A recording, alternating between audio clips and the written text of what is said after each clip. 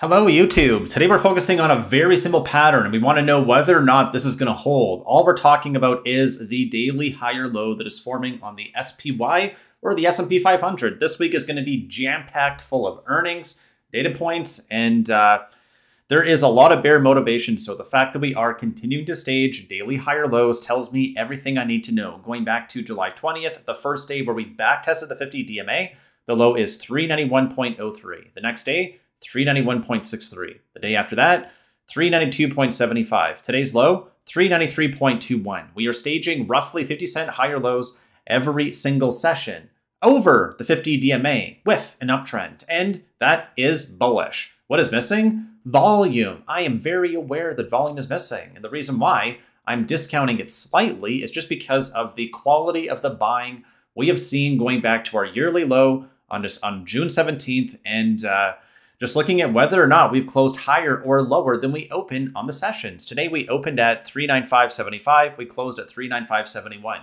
which means that now we've closed higher on 17 out of 25 days, or roughly 70% of the candles since we formed our yearly low closed higher than they opened.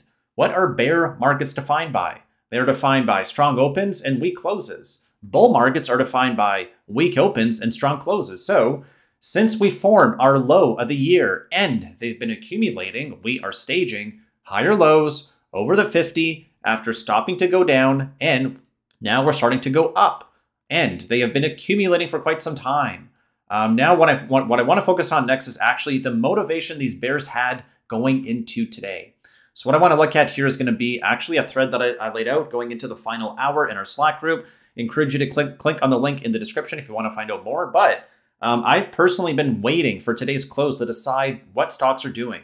I still think the market's in a bear market, but from the weekend review, we talked about how there could be the birth of a new bull market. So when I started taking these notes, again, S&P was trading at 393.42. That's why you see the bid and ask up here where it is. I was looking at today's options chain, or July 25th, and I just noticed that there is a lot of puts at 395 and 394.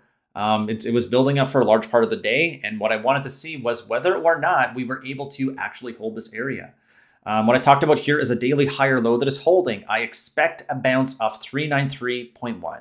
And the reason why I expected the bounce off 393.1 was because of the low that we set on Friday, but then also the high that we have here going back to June 28th. And that high right here is 393.16. Our low of the day today is 5 cents above this area, which means that that's a pass. That's exactly where I wanted to bounce. I was off by about, I don't know, a couple cents for it to be 393.1s. So 393.1s, I was looking here. I noticed that 395 was maximum pain in terms of where we could go. The bears are motivated today. It has been choppy after we lost 395 down to 393 because they've been massaging the options chain, which means that as we lose 395, we'll generally walk down by 50 cents or $1, move back up to scrape the chain as we move further and further down. And if we're truly going to have a bull market starting here, we have to give these bears an opportunity to dive right into the dumpster, buy some more puts, and lose more money. Why? We got to see whether or not they have the money and the conviction to actually drive the chart lower. This is a note that I actually prepared for myself going into this weekend. Again, this is ES. This is the E-mini futures. I was just looking at a pattern here where, again, green is support, red is resistance, pink is a pivot, white is important. Same thing. We were already staging daily higher lows over the 50 with a key apex or decision point right here, which is tomorrow, whether or not we are above or below 3,950. So if we're going to stage another higher low tomorrow, today's low is 3,946, another higher low. We can't go below 3,950. So all this means is that since claiming the 50 DMA, staging daily higher lows, i.e., if the low we already set at 39.51 overnight last night doesn't hold, then we're likely going to dip down in the first half of the week to test the 50 DMA. That will be my first target. We didn't get there. We staged another daily higher low, which means the bulls are strong. We aren't dipping in the first half of the week, just staging higher lows. I wanted to see who's in control at the close today. Why? Because if we close at 395, it means that the market makers are still in control. The bears want it lower, but they're unable to get us there. 394 would also be close enough based on the notes that I shared before. I can also look at the motivation going out to Wednesday, which is July 27th, and I note that right? The Bears were more motivated. 395, 390 put spread with open interest versus the 396 to 400 call spread. 40,000 on the calls, 60,000 on the puts, which means the Bears are motivated for today and beyond. We look at the Friday chain now, and yeah, it's gushing puts. They bought 100,000 at 390 for $3. Their break even is going to be at 387. So they think we're going to be below that 50 DMA. And that is why it was so important, starting at 393, back up to 395.5 in the close, and roughly 396 in after hours, that the Bears were motivated. This is a lot of puts. And there's a lot of puts in terms of volume, 390, 385, 380, 375. There's volume, there's open interest. These Bears cannot be more motivated. It was muted up to the August monthly, which just means that I didn't look at it.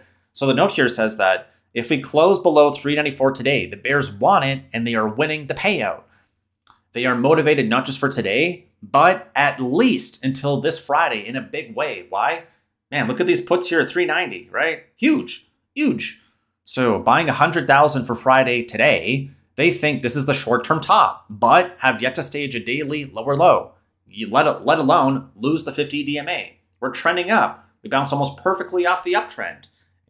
And we're right here back inside our gap zone at roughly 396. The high here is 39578. Where are we in after hours? We're above that. Again, right? We're reclaiming areas that were resistance.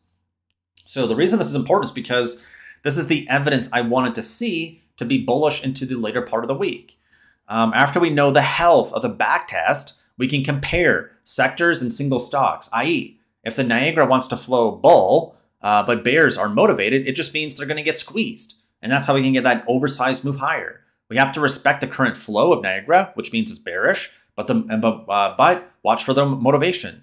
And wait for the sniper shots, which means waiting until the opportunity is so good we can't say no. The model right now is, if in doubt, stay out. So the breakout has been confirmed. We just don't know whether or not the low has been staged, right? We got a lot of data this week. 393.16 was the weekly top I just pointed out that I was looking for us to bounce off of. And if the Bears want to stage a daily lower low, they had to break the 50 DMA. They would have needed us to close near the low of the day. We're actually near the high of the day. So if they want to lose that low tomorrow, we're going to crack the uptrend and we need to be below 393.21, which means we're also going to be losing our June 28th top. So that's roughly a month ago.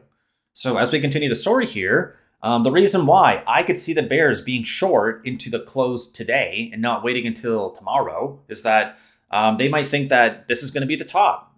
Pre-market earnings tomorrow are going to take us down and we're not going to look back. So that's the only thing I can really see because there's no, right, the earnings that start here. Again, we got UPS, we got Coca-Cola, we got McStinks, we got GE, we got GM. And these companies here, Kimberly-Clark, collectively, they're going to give us a really good pulse on the market. We have some earnings after the close, but the big ones, again, the big ones, meaning the trillion companies, really start reporting after the close on Tuesday, and then Wednesday, and then Thursday's the big one. I have to also remember that tomorrow we're going to get data at 10 a.m., which is after the market opens. So my point in talking about all of this is that I believe that we're seeing more and more bull evidence emerge. Is it enough for us to say that we have a new bull market? Of course not. I still have a bear market status, which means that the base case or the most likely scenario was that we're going to move down, but the evidence is mounting. And I think I did an excellent job this weekend laying out my bull thesis. So I would encourage you to watch that video at the end when it queues up. But as we look here to a few more data points really fast, fear, we're flat. So we need a couple more points to get into neutral. And then we go to greed. And then we go to extreme greed. Do you want to be left behind? I don't know. I wouldn't. We talked about the key dates. In terms of economic data, the 2-year note today came in at 3.01, previously at 3.08, so it's slightly ticking down. One more thing I'll point out here is that maybe retail is correct this time. I asked a question again like we do every weekend. Next week, the market will be what? Up, down, or flat? A lot of people here, let's see if retail's wrong again, right? 57% said down. And I'm sure that today they're like, oh, well, right, blind bull doesn't know what he's talking about. So I actually love that only 1 in 3 people think we're going to have an up week. If we go down, I think that the bears are going to think that that's it. We got it. And I talked about how a back test, depending on where we land, would be healthy. Just like today, land right on the uptrend on a key support area, and we bounced. That's exactly what we want to see. I would also note that people are divided, not just individuals, but actual institutions. Morgan Stanley sees more Fed hikes while JP Morgan expects a pivot. So what does this mean? They're fighting against each other. They're on the battlefield, right? They're fighting, and if you want to jump on the battlefield and potentially get hurt, do it. Instead, what would be wise is to wait until what? Until we get the FOMC rate decision at Wednesday at 2 p.m. And then we also have big tech earnings after. So whoever's going to win this fight on Wednesday, we're going to find out on Wednesday, but then confirmed on Thursday after we get GDP and all the rest of the feedback loop for what could likely happen. So with that said, I highly encourage you to watch the weekend video if you want to know more about what I thought in terms of how we could go to here, where we could go. And with that said, I thank you for watching, and I look forward to seeing you tomorrow. Thank you.